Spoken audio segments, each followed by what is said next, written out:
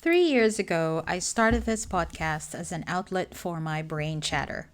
I had questions, I had knowledge to share, I had something to say. I was fascinated with the two sides of digital conversations, the creative and the technical. It was also the time when the Conversologist story began. Welcome to the Conversologist podcast, where we talk about the art and science of conversation in the digital space. We know that technology can be a powerful enabler, but communication and emotional connection still need to be at the core. I'm your host, Jam Mayer, and I invite you to converse with me. Anchor.fm was my podcast tool of choice because it was one of the few, probably the only one at that time, that allowed my listeners to leave a voice message on the app. A true example of how digital convos should be, two-way. Then Spotify bought them, which allowed my podcast to be distributed easily on their platform. Yay! And the Headliner app also gave me a chance to highlight the podcast on their blog. Thank you. And next was when Amazon Music sent me an email inviting my podcast to be submitted to their library when they were just starting out. I had great guests. Nathan, the Cortex copywriter, who as a neuroscientist talk about how brain chemistry and neuroscience impacts his copywriting skills. This was a nerd alert. Yeah, true that. So I enjoyed that episode. Hillary, who shared what it's like to be a conversation designer, the tools, the skills, the challenges. We had Matthew, the chatty chatbot entrepreneur with his 60-second pitch to get chatbot leads, and Andy, who broke down the basics of AI chatbots.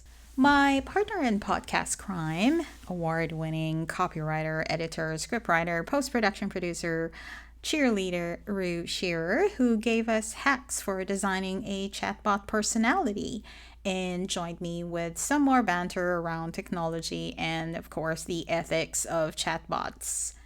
I'm grateful that they generously gave their time to share their knowledge and, of course, quench my curiosity. From moving to private spaces on social media to voice search commands and how social audio went kind of mainstream when Clubhouse entered into the picture, and to how technology influences who we follow.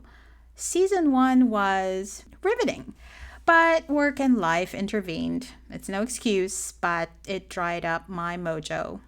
I might not have been producing the content, but I was blessed to have been invited as a guest in a couple of podcasts during the quiet period.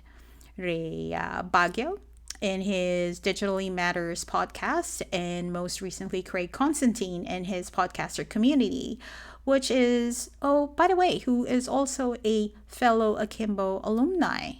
Thank you so much for having me.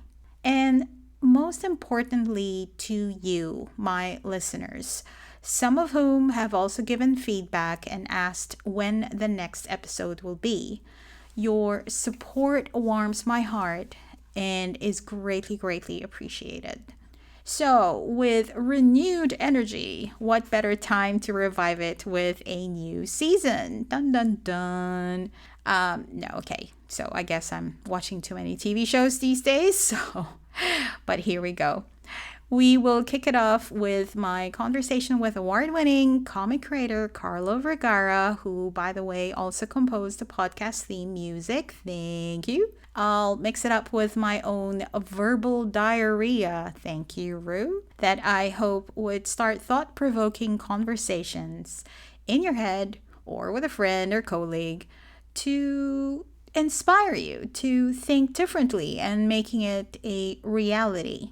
It's not about having to think out of the box, but removing the box entirely. No box thinking. And with that, welcome to season 2. I'd love to hear from you on what I should talk about next.